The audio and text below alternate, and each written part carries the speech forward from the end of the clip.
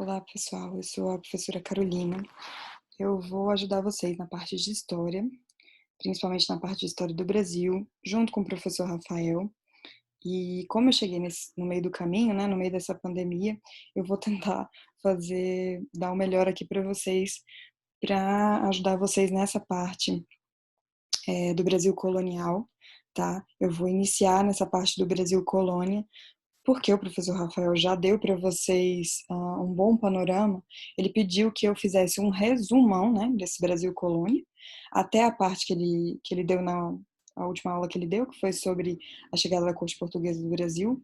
Depois eu vou fazer uma outra aula para vocês, quero ver se posto já nessa semana, ainda nessa semana, né, sobre os momentos da corte portuguesa até a independência. Por isso, hoje, primeiro, a gente vai fazer um resumo do que vocês já aprenderam no Brasil Colônia, tá? E depois, uma próxima aula, que eu espero postar ainda essa semana, a gente vai falar um pouco da parte da chegada da corte portuguesa até a independência do Brasil. Por quê? A gente quer dar esses conteúdos já para vocês, porque no dia 2, no próximo sábado, na próxima aula, que a gente já tiver de história, né? Eu vou estar junto com o professor Rafael para ajudar vocês nos exercícios. Então, a gente vai trazer vários exercícios sobre o Brasil colônia, tá? Da parte até a independência, vários exercícios do Enem para fazer junto com vocês e para tirar várias dúvidas. Além disso, né, para além dessas aulas, eu vou disponibilizar para vocês toda a forma de contato que eu tenho. Se vocês preferirem falar comigo por WhatsApp, eu estou lá no grupo de vocês da Humanas, tá? Do Projeto Utopia. Se vocês preferirem falar comigo por e-mail, também podem falar comigo por e-mail.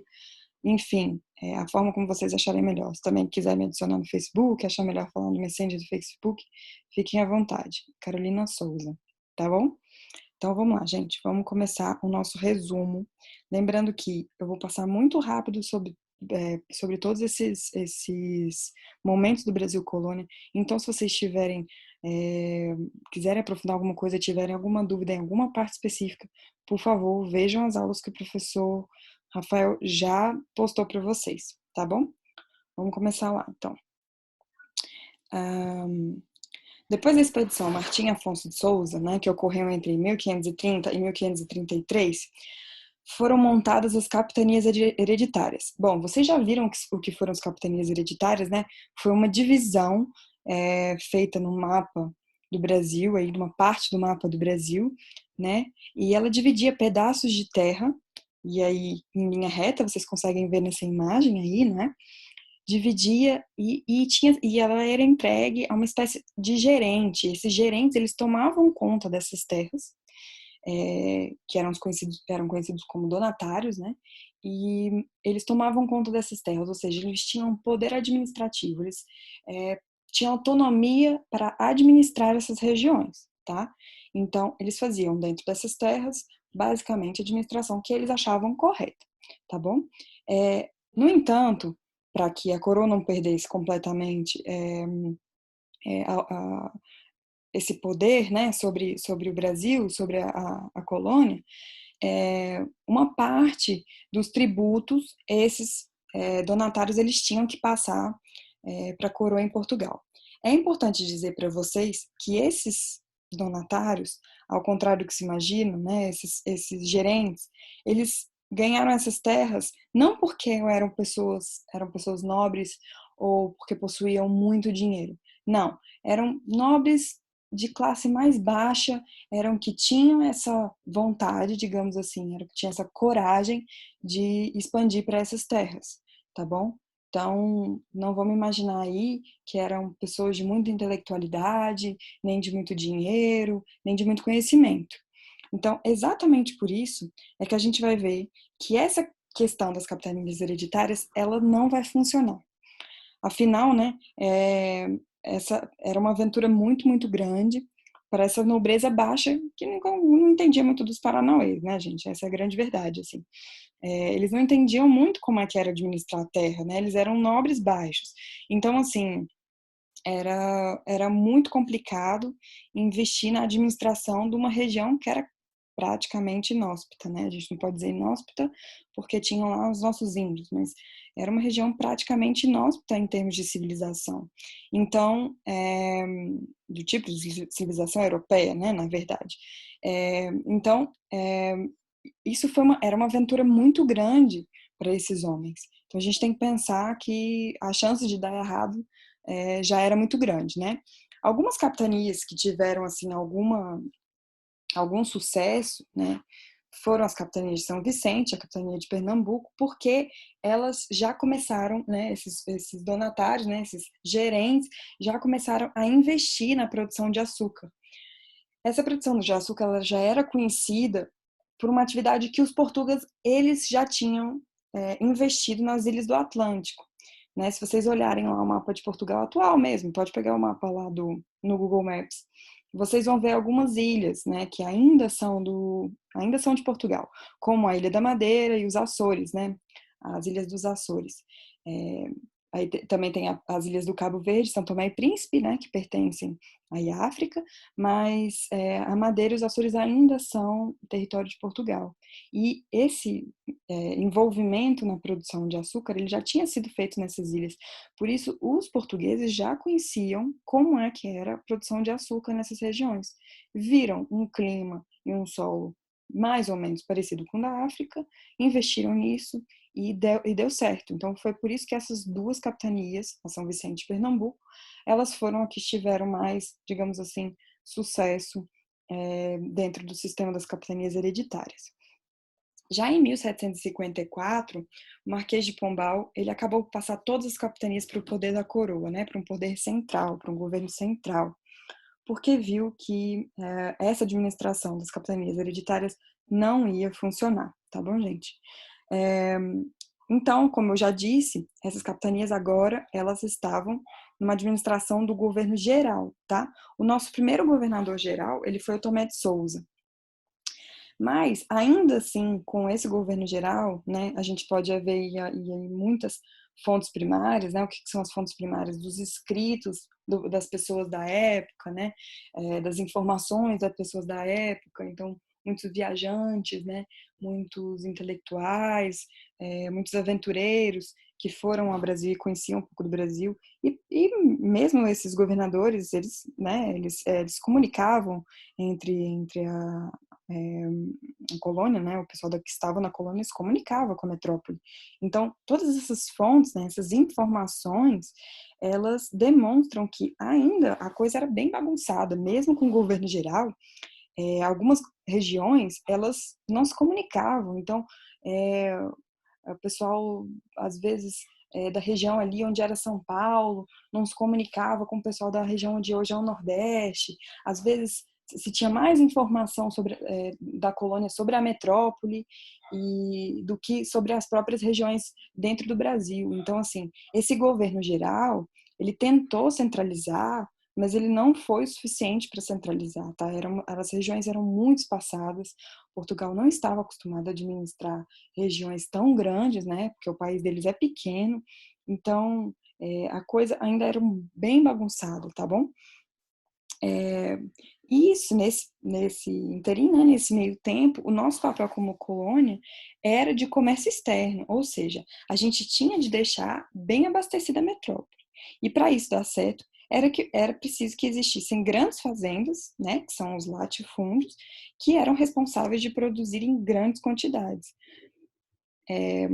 Essas latifúndios, eles surgiram por quê? Porque era muito mais fácil para a metrópole, que tinha interesse de comercializar para o resto da Europa os nossos produtos, né, os produtos que a gente mandava para lá, era muito mais interessante para a metrópole organizar isso tudo, né, com os latifúndios, ou seja, com grandes propriedades de terra que produziam muito mais do que as pequenas propriedades de terra e deixavam a administração muito mais complicada, né, de todos esses produtos e de toda essa exportação, né? Então, só que assim, essas terras elas tinham que funcionar de alguma forma, né? Como é que elas funcionavam? Vocês sabem muito bem, às custas de uma mão de obra muito forte e quase a custo zero. que era escravidão, né? Quando eu digo quase a custo zero, gente, não é porque os escravos eram pagos, não, tá? Mas é porque você tinha que ter um mínimo para sustentar esses escravos. É óbvio que em condições muito, muito, muito, muito deteriorantes, tá? Eles comiam muito mal, a saúde deles uh, vivia de mal a pior, as condições de higiene eram péssimas, as condições de alojamento eram horríveis, mas você tinha que ter um mínimo ali, né, para poder que os escravos conseguissem trabalhar. Enfim, e por isso que eu boto, só por isso que eu boto, tá, que a mão de obra era quase a custo zero, tá? Agora, o trabalho forçado, tudo isso era muito vantajoso, tanto para a metrópole quanto para os latifundiários, né, para os donos dessas grandes fazendas, que faziam produzir cada vez mais com custo muito, muito, muito, muito baixo, tá bom? Vamos lá.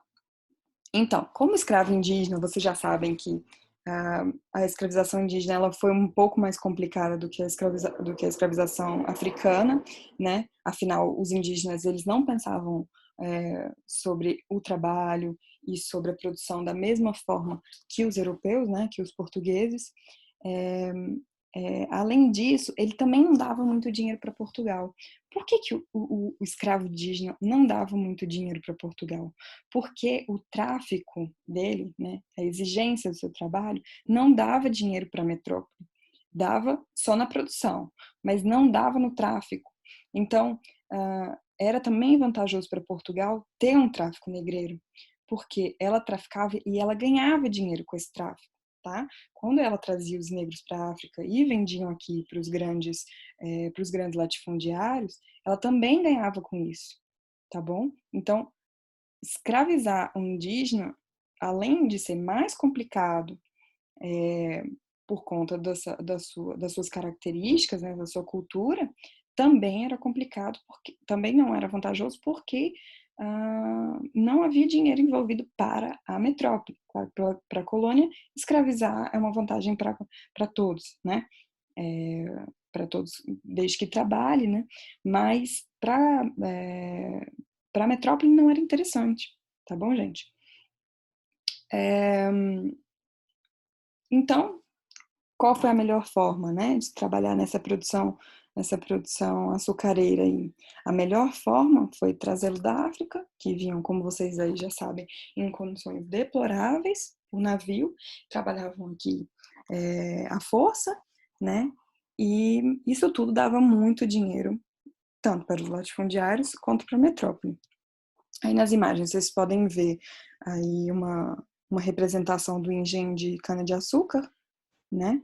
Aí colocando a cana para dissolver os escravos. Ali no outro a gente consegue ver alguma parte do tráfico, como foi o tráfico negreiro nesse período, tá? Da onde é que vinham, quais as principais regiões da onde vinham essas pessoas, e ao lado, como vocês já estão cansados de ver e saber, né, e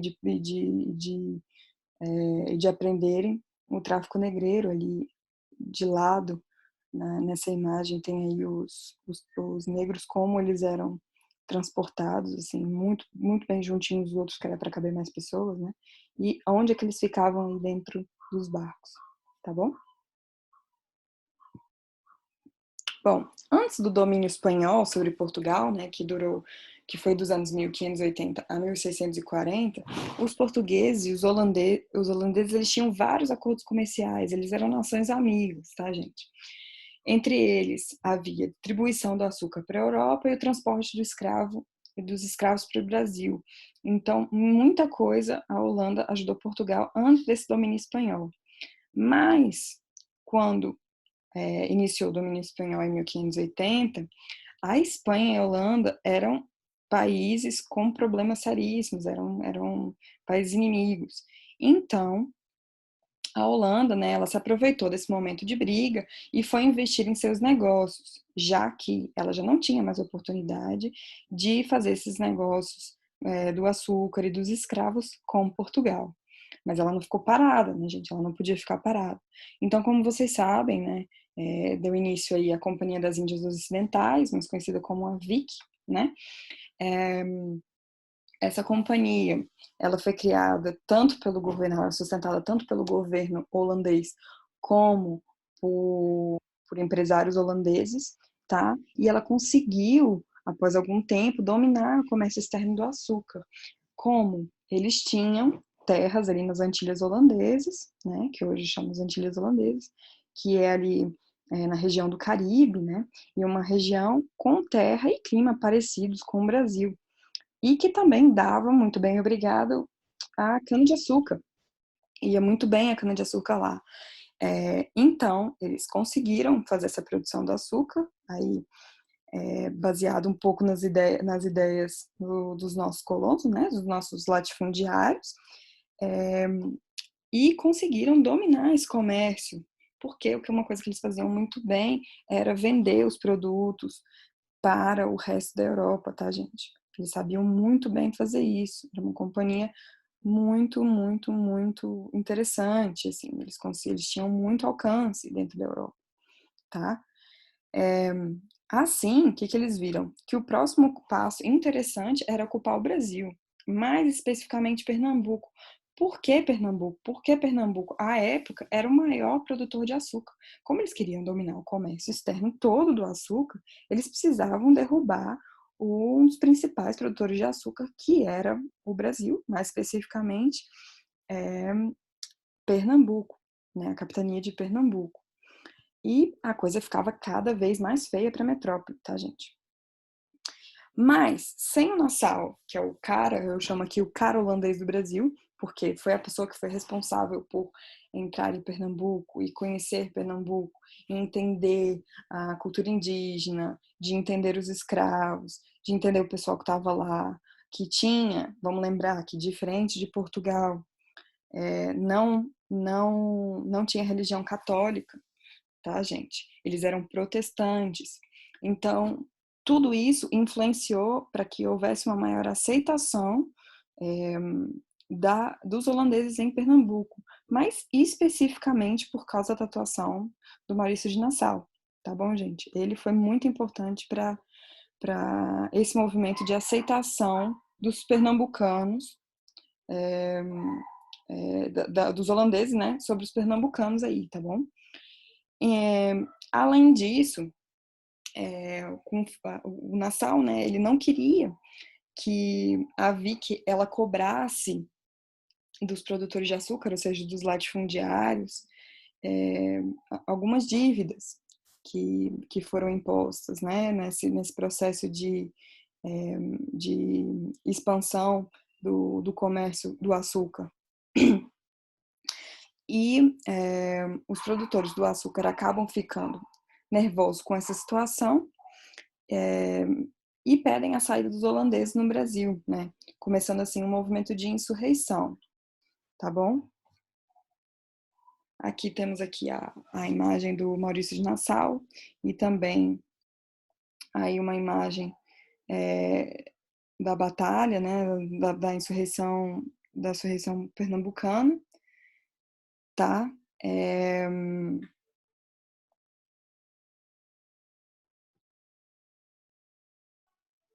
Gente, fui tomar aqui uma aguinha que tava com a voz um pouco rouca, ainda tô com a voz um pouco rouca, mas enfim, vamos dar continuidade. Então, enfim, como eu estava falando, né, a insurreição expulsou os holandeses da região de Pernambuco, porque os latifundiários já não tinham mais interesse de manter esses holandeses lá, tá bom, gente?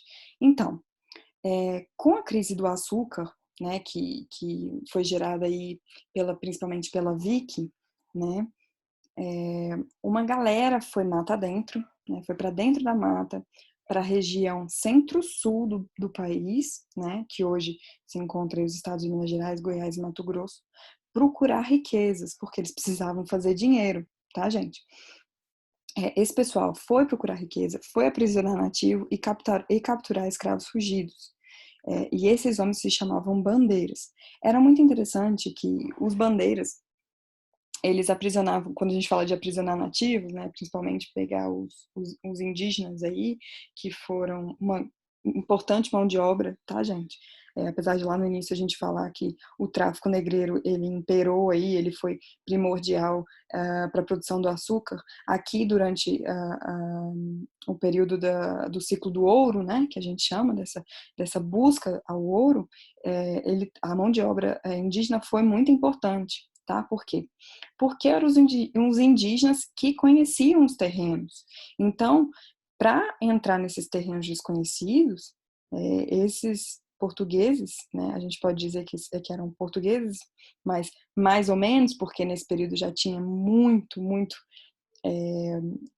filho de português com indígena, filho de português com escravo, tá? Esse período já foi aí dominado por esses, entre aspas, brasileiros, né? Que já era essa mistura, né? De várias etnias diferentes.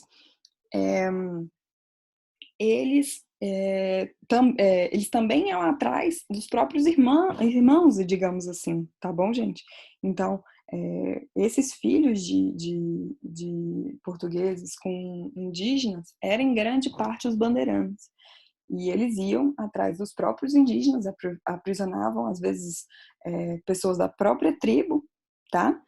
Para poder encontrar essas riquezas. Então, foi um momento, assim, de muita dificuldade, tá? Porque se a gente for pensar, né, pessoas quase que aprisionando e quase que escravizando gente da mesma tribo, da mesma família, né? Na mesma lógica ali. Então é muito interessante a gente observar isso por essa gana, né, de ir atrás do dinheiro, de encontrar o ouro, tá?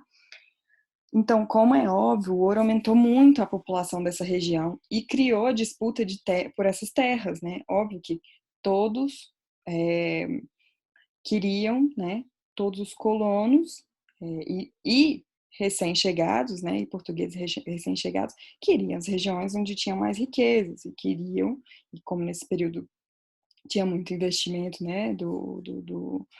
Da busca do ouro, então é óbvio que todos queriam essas regiões. Então, as principais, os principais pessoas, né, que queriam, os principais grupos que queriam essas regiões, né, que disputaram essas regiões, foram os bandeirantes, que eram representadas aí por paulistas, tá? E os emboabas, que eram esses portugueses recém-chegados, como eu disse para vocês, e colonos de outras regiões, que foram para o centro-sul do país à procura de ouro. Tá bom, gente? É claro que a metrópole não podia sair zerada nessa, né? É claro que ela tinha que ganhar alguma coisa com isso. E como é que ela ganhava com isso? Ela liberou a exportação do ouro, então, essas pessoas que encontravam ouro, esses colonos que encontravam ouro, né, esses bandeirantes, eles podiam exportar o ouro, podiam dar um jeito de exportar o ouro, desde que 1/5 desse total explorado, ele fosse repassado para, aqui eu boto entre aspas, né, administrar a atividade mineradora. É claro que a metrópole usava, né, isso como argumento, usava aí essa parte de administração como argumento, mas na verdade o que ela queria mesmo era se aproveitar dessa situação, né, claro, como dona, né, entre aspas, dona da região, ela queria ganhar alguma coisa com esses minérios que eram extraídos dessa terra, que era considerada dela, tá bom? Então, com o fim do domínio espanhol, né, Portugal entra em crise e pede ajuda à Inglaterra para saldar as dívidas que ela tinha, né, com a Inglaterra. E o que ela faz? Usa o ouro brasileiro, tá? Por isso é que o Eduardo Galeano, né, que é um importante filósofo e uruguaio, afirma que o ouro brasileiro, ele deixou buracos no Brasil, templos em Portugal e fábricas na Inglaterra. Então, essa frase é muito representativa, tá, gente? O que vocês conseguem interpretar com essa frase aí, né? Deixou buracos no Brasil porque tiveram de fazer enormes buracos para poder a exploração do ouro, né? Vocês sabem como é que funciona a exploração do ouro. Então, buracos, aí não só buracos físicos, tá, gente? Buracos econômicos, buracos na violência, tá? Então, deixou muitas mazelas para o território brasileiro, tá? Para a população brasileira. Templos em Portugal, porque se vocês ainda não tiveram a oportunidade para Portugal, façam uma visitinha no Google e vejam as igrejas de Portugal, quase todas estão cheias do ouro brasileiro, tá, gente? Quase sempre se entra uma igreja de Portugal, fala sobre o ouro e fala assim, esse aqui é o ouro brasileiro, não sei o que, não sei o que. Então, assim, templos em Portugal, muitas igrejas em Portugal. E fábricas na Inglaterra, porque com essa dívida, né, que foi saldada aí para a Inglaterra, né, essa dívida que os portugueses saldaram para a Inglaterra, acabou estimulando o sistema fabril, né, na Inglaterra, que depois foi gerar até a Revolução Industrial, tá, gente? Então, por isso que ele fala que também aí deixou fábricas na Inglaterra. Uma frase muito interessante essa do Galeano. Não sei se já caiu no Enem. Se não caiu, podia cair, porque eu acho que é muito interessante usar uma frase dessa para poder fazer uma questão e perguntar, por exemplo, o que o Eduardo Galeano quis dizer com essa frase, né? E falar um pouco sobre a história sobre o ciclo de ouro no Brasil aí nesse período, tá bom? Bom, aí temos algumas imagens, né? Ali o processo de mineração, né? Exploração do minério, exploração do ouro, a procura. Uma representação de um bonito bandeirante aqui, olha, com suas armas e tal, e os índios todos atrás escravizados. Interessante notar, vocês vão sempre notar aqui o rosto desses bandeirantes. Ele mostra um pouco dessa mistura, tá, gente? Do português com o indígena, do português com o negro. Vocês já começam a observar que não é o europeu puro, digamos assim, né? Já é uma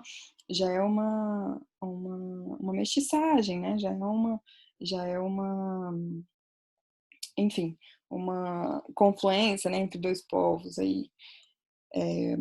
E ali o outro, utilizando das primeiras armas, né, para poder capturar índios. Ali tem um índio em cima, ó, vocês podem ver usando arco e flecha, aqui em sofrimento, usando as primeiras armas para poder capturar esses índios, obrigar esses índios a desbravar as matas e também capturar escravos, tá, gente? Os bandeirantes também foram responsáveis por capturar escravos em fuga, tá? Isso é muito importante. Bom, aqui já para fechar o nosso resumão, porque eu também não quero me alongar muito, afinal é um resumo, né, gente? É só para vocês relembrar o que o professor Rafael já deu aula para vocês desde o início desse período aí. Então, os movimentos, vou fazer uma diferenciação aqui do que foram os movimentos nativistas e do que foram os movimentos de emancipação, tá bom? Os movimentos nativistas, eles não tinham não tinham interesse, né, não tinham intenção de se separar, ou seja, eles não queriam que a colônia ou que aquela região se separasse da metrópole, ou não queriam que aquela região fosse independente, tá? Eles só queriam algumas reivindicações específicas. Então, para cada região aí que eu vou colocar algum desses movimentos separatistas, vocês, se tiverem dúvida, vão lá nas aulas do professor Rafael e vejam mais especificidades sobre esses movimentos. Caso ainda assim tenham dúvida, caso ainda assim não entendam o que foram esses movimentos separatistas, quais eram as intenções de cada um, por favor, entre em contato conosco, tá? Ou comigo ou com o professor. Então, alguns exemplos aí que a gente tem desses movimentos, né, dessas revoltas, foi Amador Bueno, que ocorreu em São Paulo, a Revolta Beckman, que ocorreu no Maranhão, a Guerra dos Emboabas, que ocorreu em Minas Gerais, a Guerra dos Mascates, em Pernambuco, e a Felipe dos Santos, em Vila Rica. Já os movimentos de emancipação, olha aí a diferençazinha da palavra, tá, gente? Movimentos nativistas e movimentos de emancipação. Os movimentos de emancipação tinham, sim, um interesse da separação entre a colônia e a metrópole. Né? A gente já começa a observar que há uma movimentação, que há uma mudança de percepção desses colonos, ou seja, das pessoas que viviam no Brasil e que ajudavam a administrar o Brasil, tá? Ajudavam a administrar essas regiões no Brasil. Então, temos aí a Inconfidência Mineira como um dos exemplos de movimento de emancipação, né, movimento separatista, e a Conjuração Baiana. Mais uma vez, especificidade sobre cada uma desses movimentos, dessas revoltas, olha lá nas aulas específicas, tá bom? Qualquer coisa, pergunta pra gente. Bom, e aí para finalizar o nosso resumão, o declínio da exploração mineradora fez com que o Brasil retomasse a produção agrícola depois de 1750. Com o açúcar, o tabaco, o algodão e a pecuária, a produção se diversificou e a sociedade foi ficando cada vez mais complexa e exigente.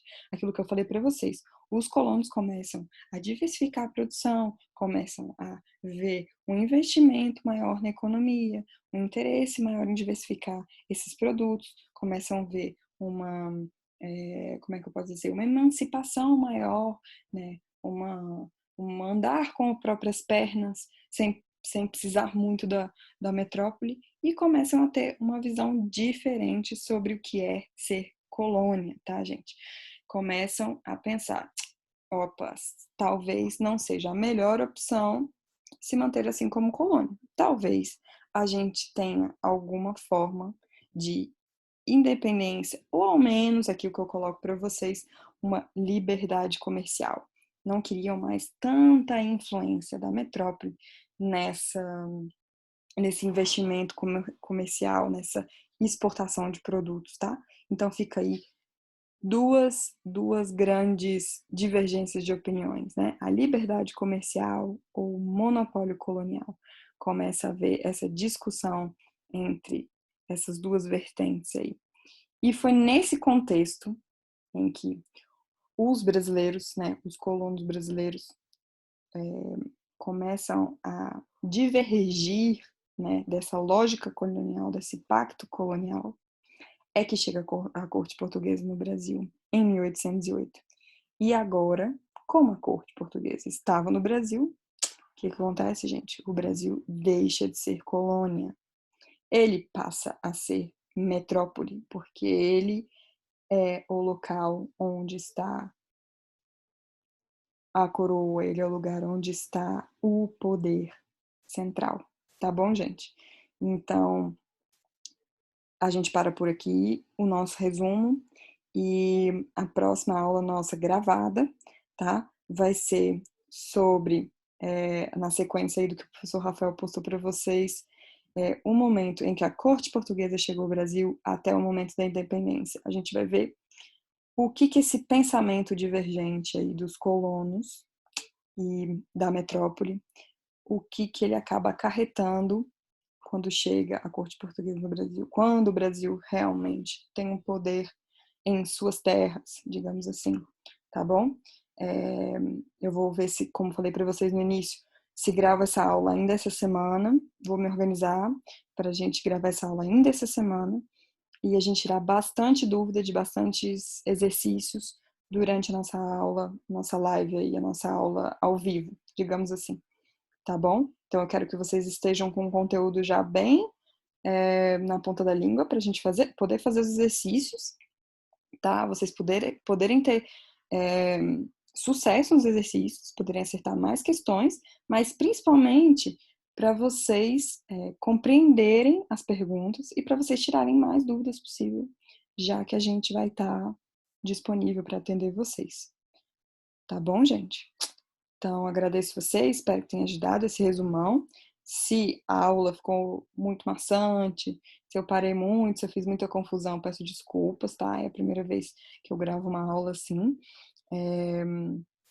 Mas, enfim, eu estou disponível aqui para sugestões, para dúvidas, para qualquer tipo de esclarecimento e espero que, se pelo menos a aula não ajudou vocês, que o material ajude, tá, gente? Estudem.